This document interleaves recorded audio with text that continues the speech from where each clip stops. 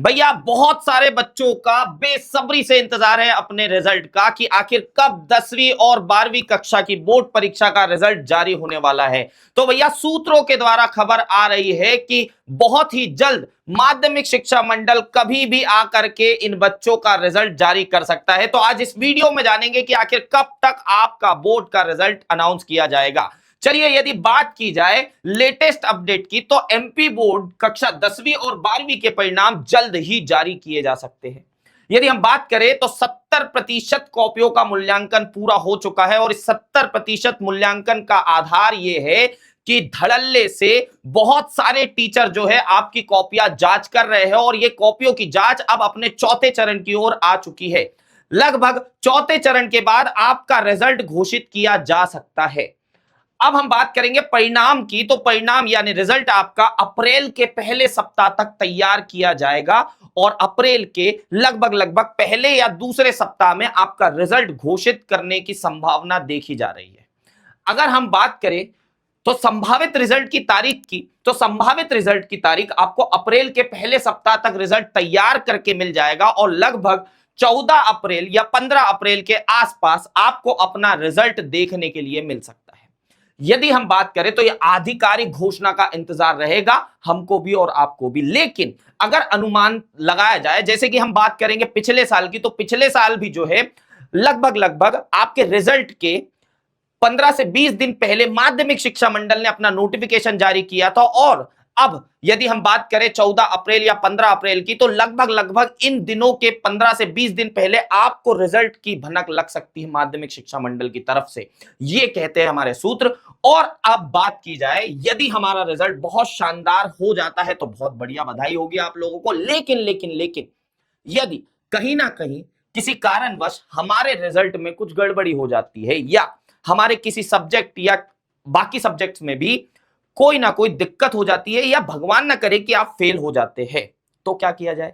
तो भैया इसके लिए आपको माध्यमिक शिक्षा मंडल ने एक बेहतरीन सुनहरा मौका दिया है और इस सुनहरे मौके का नाम है आपकी द्वितीय परीक्षा। यह द्वितीय परीक्षा का जो टाइम टेबल है वो माध्यमिक शिक्षा मंडल ऑलरेडी जारी कर चुका है। यदि हम देखें तो हिंदी का पेपर 7 तारीख से अनाउंस किया गया है, 7/5/2026 यानी 7 मई से आपका पहला पेपर शुरू होने वाला है।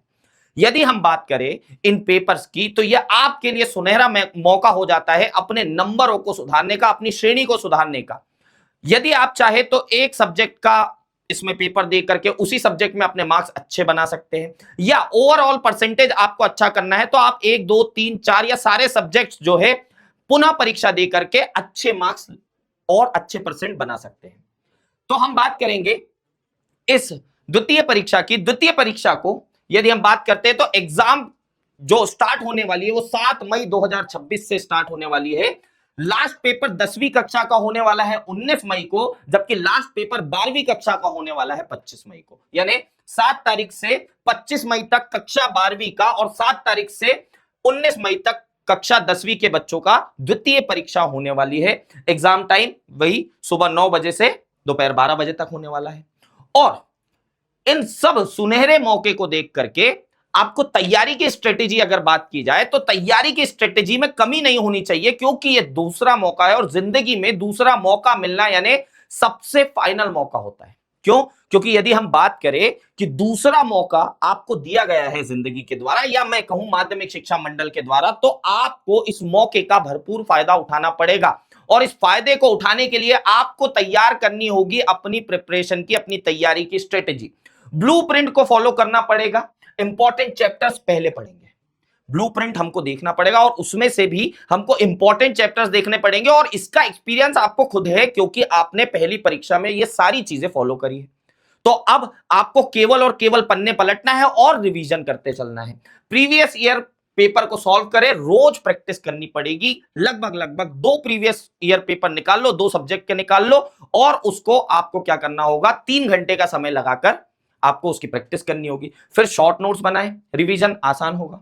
मैं हर बार अपनी क्लासेस में कहता हूं कि बच्चों शॉर्ट नोट बना के रख लो ताकि आपको रिवीजन करने में मदद मिले। तो आपको अपनी प्रिपरेशन में बनाए हुए या तो पुराने शॉर्ट नोट्स को अपना लेना है या तो अभी नए, क्योंकि समय है आपके पास, तो नए शॉर्ट नोट्स को बना करके आपको क्या करना है, बढ़िया तरीके से रिवीजन करनी है और लास्ट रेगुलर स्टडी करना है। ऐसा नहीं है कि ठीक है जब रिजल्ट आएगा तब देख लेंगे, तब कर लेंगे।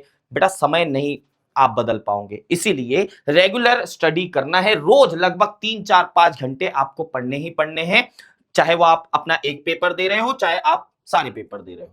तो उसके हिसाब से आपको स्ट्रेटेजी बनानी है। तो इन्हीं सब चीजों को लेकर के मैं आपको बधाई देता हूं कि आपका रिजल्ट बहुत जल्दी अनाउंस हो जाएगा, और इस बात की भी बधाई देता हूं कि माध्यमिक शिक्षा मंडल ने आपको दोबारा ये चांस दिया है कि आप अपने अच्छे परसेंटेज बना पाए। तो मैं मिलूंगा आपसे इसी तरह की इंफॉर्मेटिव वीडियोस के साथ। बने रहिए हरिबयान के साथ और अपने अंशु भैया के साथ। Tata bye bye.